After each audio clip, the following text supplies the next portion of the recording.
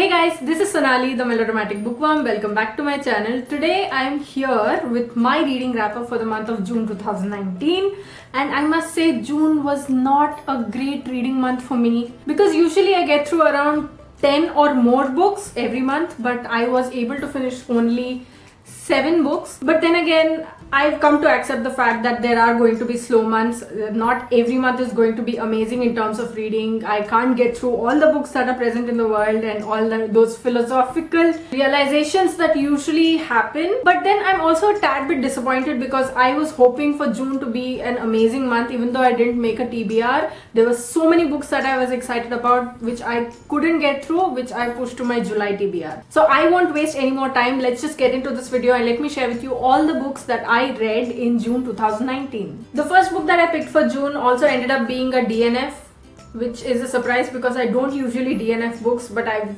gradually started doing that.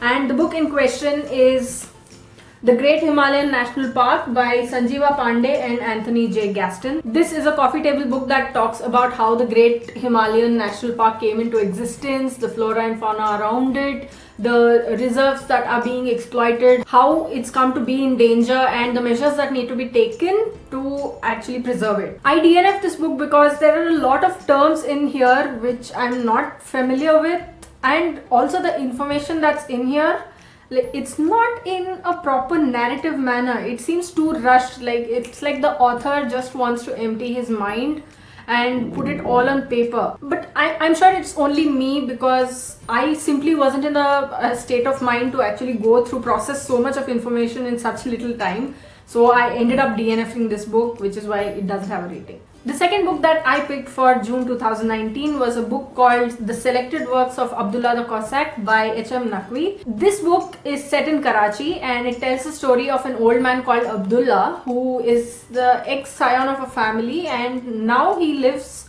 on the terms of his youngest brother's family. But the important plot point is that the home that he is living in with his youngest brother and the family, he is under threat from his own brothers who want to sell it off and make some money. But Abdullah is dead set against this. He doesn't want the house to be sold off because of memories, and he doesn't want the property to be divided. He gives stupid reasons every time, but they seem to be more effective than anything else, so I think that works. At first it feels like an offbeat book that talks about religion and family and how religion affects family and vice versa. But as you get into the book, as you get into the story, you find that the author is trying to make the writing too flowery. It does not need to be that complicated, that flowery, and you can use simple words to get the story across. But no, this author wants to use the most complicated of words to try and make the writing seem intellectual. Plus, there were way too many footnotes in this book which could have been incorporated into the story to make it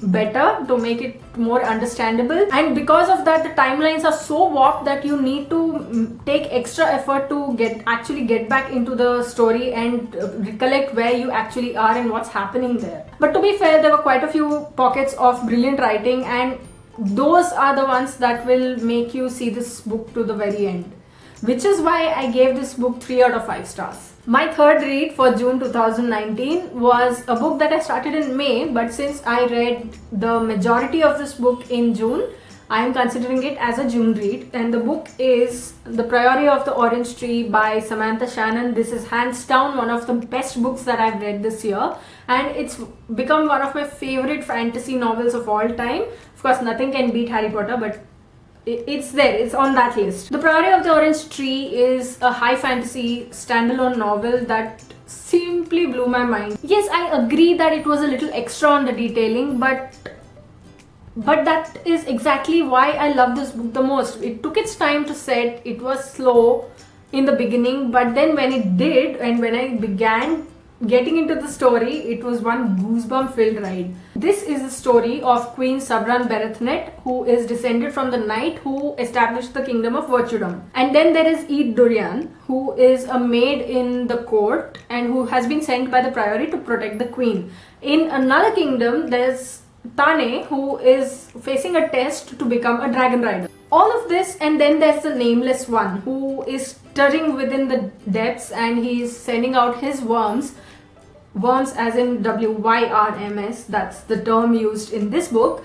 He's sending out his worms to wreak havoc on the kingdoms of the world and to announce that he is going to re-emerge and rise and he is going to rule the world. And now that the entire world is in danger from the Nameless One, the split kingdoms will have to take a decision as to how they will fight him. I love the writing, I love the world building, and I could see everything that was being described play out in my head, and I couldn't help but egg the dragons and the warriors and everybody on and on and on to the final battle or whatever it was going to be. At the beginning, I thought that the names of the characters were a little ridiculous, but by the end of the book, I was like, these are some of the most memorable names ever.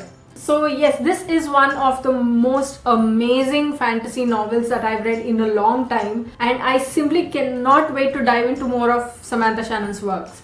It's that amazing. I gave The Priory of the Orange Tree 4.5 out of 5 stars. My fourth read of June 2019 was Redemption by David Baldacci. This is my first David Baldacci book, and it left me wondering why I had never read David Baldacci before. So Redemption is about Amos Decker, who made a mistake out of enthusiasm in his first ever case in Burlington, Ohio. And the first ever person he had arrested for murder of that case, of that first case, who is called Merrill Hawkins.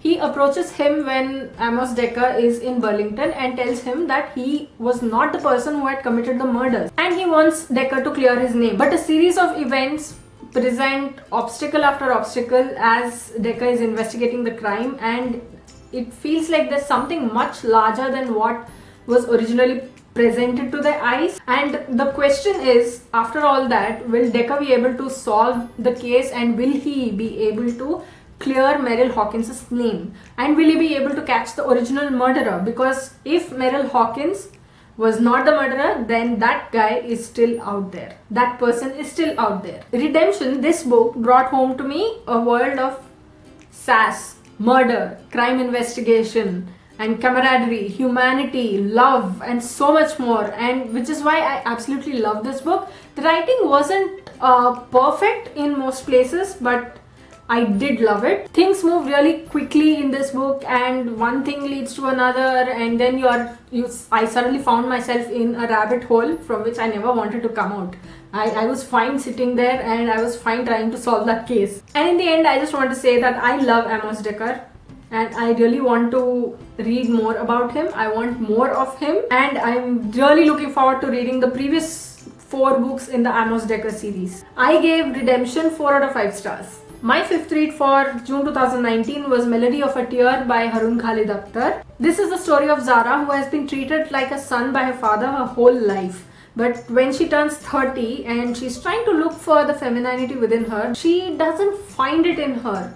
And her father starts seeing her a different way now that she's become of marriageable age. And because of how affected she is now unable to cry. She can't get the tears to flow, and her emotions are stuck. So when she sees the tears form in the eyes of her ex-college mate called Zaid, she embarks on a quest to find out more about him and to find out whether he will be able to evoke those emotions in her. And in this quest, she comes across Varis, a writer who lives in a ramshackle mansion, and the bond between the three of them, Varis, Zaid and Zara, it intensifies such that she treasures the bond, but she really hadn't expected it to happen. This story is about how the human mind craves to be accepted, how we react to it, how the human mind reacts to it when everything comes tumbling down around us, and so much more. I quite enjoyed the writing style because of how lyrical and beautiful it was, and I felt drawn into the story. But there were also certain plot points which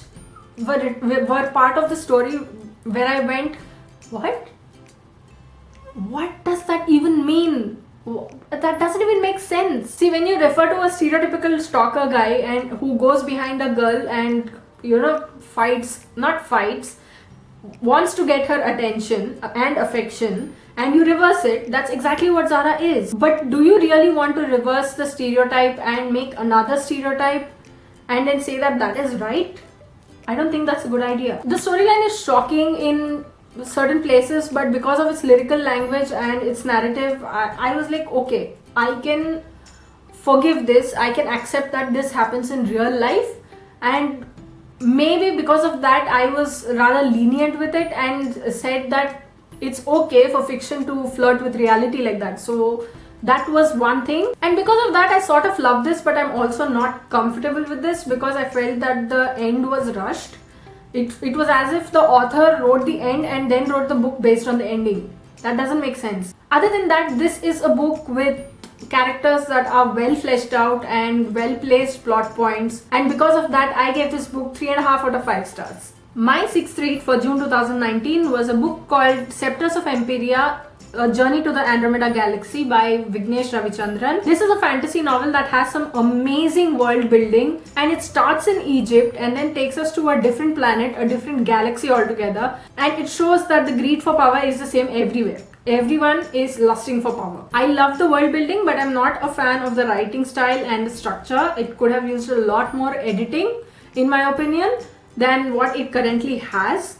But I'll be coming up with a full video review for this book on my channel soon, so please stay tuned for that. My seventh and last read for June 2019 was Silent Night by Daniel Steele. This is a story of Emma Watts, a child star whose mother Paige manages her career. But when shocking, unforeseen circumstances cause the world to turn upside down, Emma has to start living with her aunt Whitney, and they have to figure out a way to live together without beating themselves or the other up about it. But Whitney is a lone wolf. She has always been alone. She has taken decisions on her own. She has done everything without the help of anybody, and even her relationships are with men who are not looking for anything long term. But when this happens, Whitney sacrifices a lot so that she can look after her niece, and she does everything in her power to ensure that Emma recovers and that Emma has a normal life. There's no doubt about it that she absolutely loves and adores Emma. And Emma, on the other hand, who was the star of a very successful TV show, now has to rediscover herself and find out what she wants to do in the future. How all of this affects how they see the world, including how Whitney